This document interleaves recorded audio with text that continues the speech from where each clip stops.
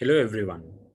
Today, myself, Pradeep Gulati, and my friend Nikhil are going to present a computer vision paper called RAFT, that is, Recurrent All Pairs Field Transforms for Optical Flow. In this computer vision paper, the authors have developed a new end to end trainable model for optical flow. Their method beats state of the art accuracy across multiple datasets and is shown to be way more efficient. This Princeton team's paper got the Best Paper Award in European Conference on Computer Vision 2020. I will be covering this presentation in the following subheads. Firstly, I'll quickly explain what optical flow is. Optical flow is defined as the pattern of apparent motion of objects in a video. It means the motion of objects between consecutive frames of a sequence. It calculates the relative motion between the object and the scene. It does that by using the temporal structure found in the video in addition to the spatial structure found in each frame. In this picture, we have two consecutive frames in time and we aim to find optical flow from frame 1 to frame 2. As we can see, for a given pixel A with coordinates x and y in frame 1, we aim to find a corresponding pixel A prime in frame 2 by predicting the 2D displacement vector dx and dy. Here is a quick demonstration of how optical flow looks. It can give us a natural clue of object trajectories and can therefore be used for object tracking. Also, since the dense optical flow can naturally separate human motion from a scene, it is also used in action classification. The only problem with this kind of computation of optical flow is that it is quite slow and it needs a lot of computing resources. This new paper helps for both of these problems while producing even more accurate results. Depending upon the application, we can predict a sparse optical flow by selecting a few pixels depicting edges or corners of an object, or we can predict a dense optical flow by predicting the per pixel flow vector of the entire frame. Apparently, dense optical flow is more computationally expensive because we predict flow for all pixels, but definitely have more fine-grained features. Here in this paper, Raft mainly focuses on the dense optical flow. Let's review some related works first. Before deep learning techniques evolved, optical flow was treated as an energy minimization problem.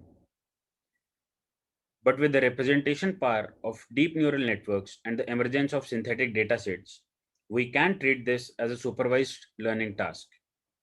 The most straightforward idea of this is to directly predict a flow using encoder decoder neural network based on the pair of input images and properly designed datasets. But the direct outputs of the decoder can sometimes be of low quality. So here we usually employ multiple encoders and decoders, and they are stacked to have coarse to fine refinements of the optical flow. So observing this, we may directly treat this problem as a relative refinement problem. So in this paper, they used subnetbook to admittedly refine and update the residual optical flow. In these pictures, the optical flow would be residual between the ground truth flow and the current flow. And we concatenate our current flow to the inputs and iteratively update our flow. This kind of method is limited by the network size. A typical work on this is the iterative residual refinement network, which iterates 5 times using a small version of FlowNet, but Raft is also an iterative algorithm. But it uses a small and neat module and it can iterate over 100 times on the same amount of computation. Another thing they mention here is learning to optimize. That is, network can be used to predict the input parameters of optimization problems and therefore can be trained end to end. as long as the optimization process is differentiable. And Raft can also be viewed as learning to optimize because it has this kind of iterative update module. It resembles the steps of our first order optimization.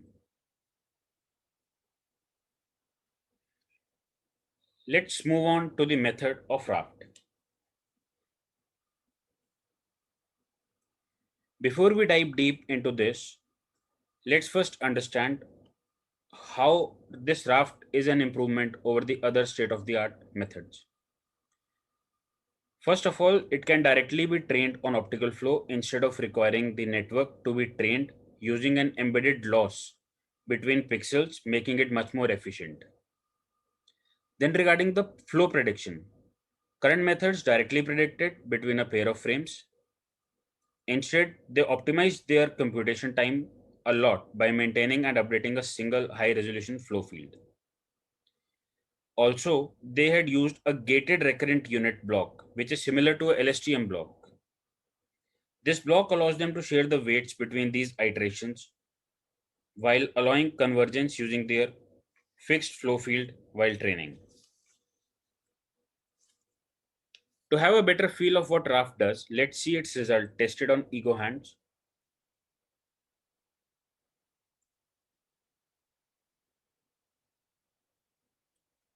Clearly, the results of Raft are sharp and also being faster than current approaches.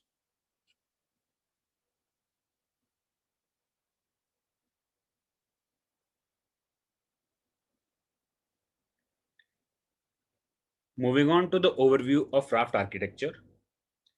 Here we want to predict the optical flow from frame 1 to frame 2, and Raft can be described in three stages. First is the feature extraction, where features are extracted from the input images using the convolutional network encoders.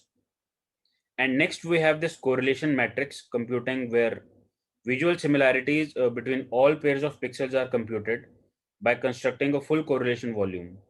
And after that, we have this iterative update operator, where it estimates the sequence of flow f1 to fn by lookup in this visual similarity matrix and refines the current estimates of the flow. So all stages here are differentiable and can be composed into an end-to-end trainable architecture.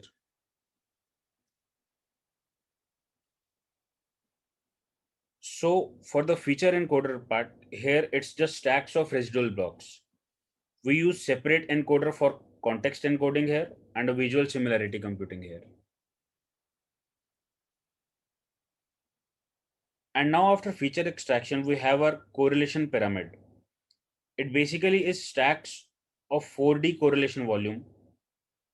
So let's first understand what this 4D correlation volume means.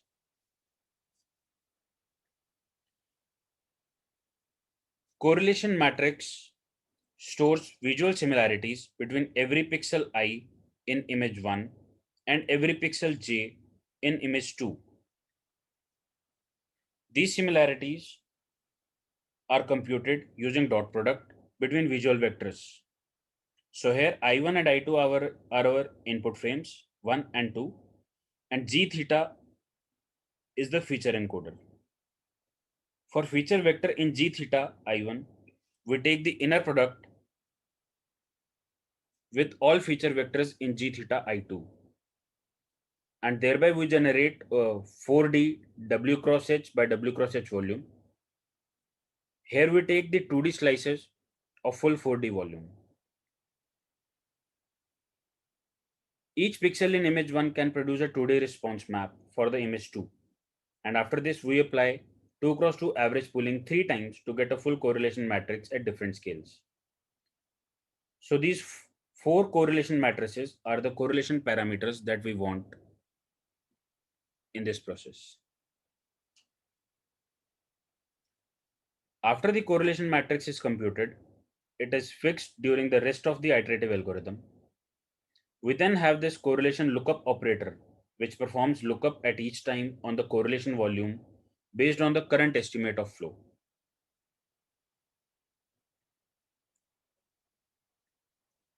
Given the current estimates of the optical flow f1 and f2 and the pixel x with coordinates U and V in image 1.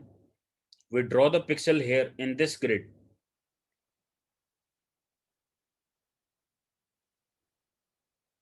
And in this grid is the correlation response for the pixel in image 2. So since we have the estimates of optical flow, we can express the corresponding pixel in image 2, x prime as UV as the flow vectors. So x prime is here. So after we have x prime, we define a local grid around x prime that would be x prime plus dx. Dx here is a paired integer and one number of dx should be less than or equal to r. This means dx, the local grid should be one number, and if we draw it out with r equal to 1, it should look like this. So the local grid is basically the orange area around this x prime. Also, x prime can be a fraction number sometimes. So these black dots in the local grid can also be fraction numbers. In that case, we need to use bilinear sampling. Like here, they interpolate these black dots here using the neighboring 4 red points. Moving on. Recall that we have correlation matrix shape, which is H cross W cross H cross W. So what we do is for all the pixels, X, U, comma V in image 1 and X prime, I, comma J in the local grid over X prime, we gather this C, U, V, I, J. So let's say this is our pixel UV on the top left box. We find the correlation response of this pixel on image 2 and then gather up the local grid around the X prime based on the estimate flow.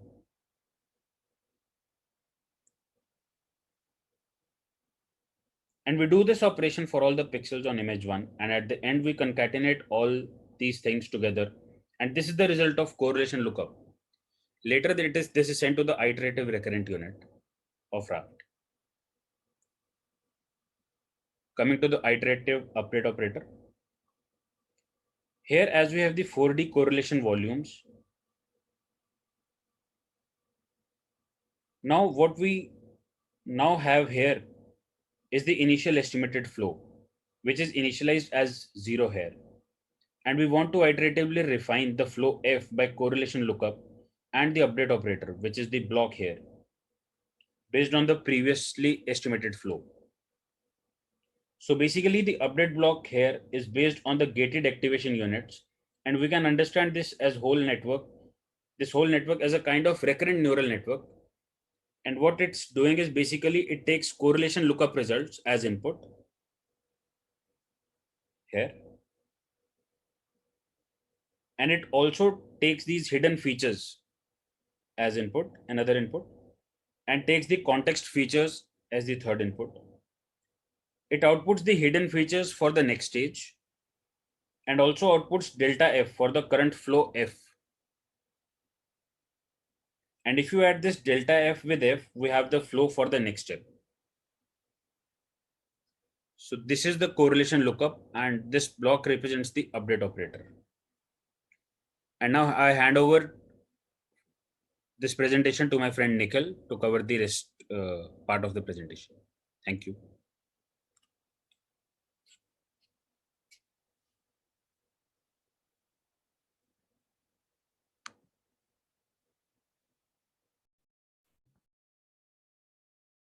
Hi sir, this is Nikhil. I am doing this project with Pradeep sir, and I will continue my part. And my part is from this loss function. For this loss function, Raft use the L value, that is a distance between the predictive and ground truth flow over the full sequence of F1 to Fn. And here we use gamma as valued as 0.8, and gamma is an exponentially increased weight that is more useful and care about the output at longer iterations. And we have the n value here as 32. And coming to the next part, it is an intuition overview. For this, it will have the iterative lookup and update process on similarity matrix. If you take a look at our current estimations of flow and local grid on similarity matrix, we'll find an hinge here. This hinge will show a direction that we should make and flow more accurate. And we have some pixels about here, and for the pixel which have the higher score, when choosing an local grid at the maximum point, it can be confident to take a huge leap along this direction. And direction is as it follows, sir. And for this efficient computation, original computation of correlation matrix would be quite expensive before, because we are operating on a relative high resolution and which is usually unaffordable. And coming to the simple idea, only compute the correlation matrix we need each time doing the correlation lookup. And this gives the complexity of O, KHW, where K is and the number of iterations. And coming to this experiment and the evaluation part, for this visualizing dense flow, since flow are vectors, we can map the direction to colors and can map the magnitude to saturation. For an example, by seeing this picture, this man is moving upwards and this bird is moving downwards. And this will make clear of this process by seeing this picture. And coming to this training and the evaluation dataset part, we used flying chairs and the flying things of synthetic dataset with 60K frames for pre-training of the network. And we have two tests here, Sintel and Kitty 15. Sintel basically use synthetic dataset based on 3D animation, and Kitty will use real dataset. They will take more training scenes and more test scenes. And for this quantitative evaluation, we use EPE, endpoint error, where EPE is the Euclidean distance between the ground truth flow and predicted flow. Coming to this table part, we'll see two red boxes. These are the values of dataset of Sintel and Kitty. Here Raft has a strong generalization ability and it's out to perform our other methods of the huge gaps. Here the Sintel will be more strong. And coming to this second red box, here also the Sintel makes the difference with the strong generalization ability when compared to the other methods. And here the second one,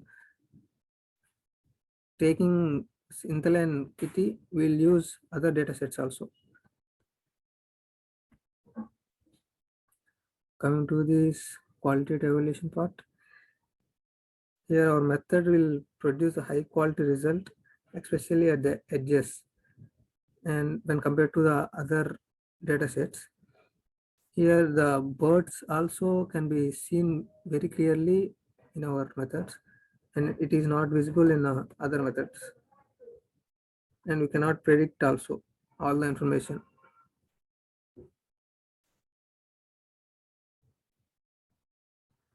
And coming to this one, we use the Davis one.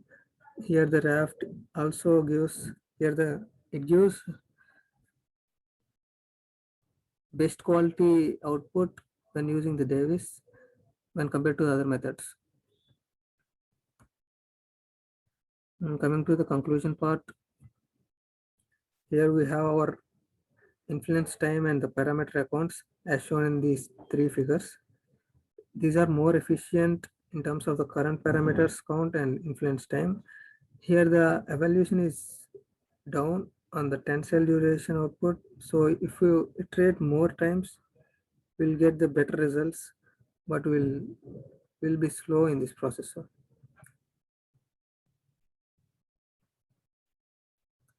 Coming to this conclusion, optical flow is very important in computer vision. Raft makes really really important role in this and boosts up the performance of the optical flow to another level. And this can benefit many related areas. But Raft has a strong generalization ability, which probably benefit from the learning to optimize pipeline, can shed light on many similar tasks. And for the future works, can be done on combining Raft with different tasks like video restoration and video tracking, or one can follow work on Raft and research on how to design the pipeline of the iterative update to let flow estimation converges faster. Thank you, sir.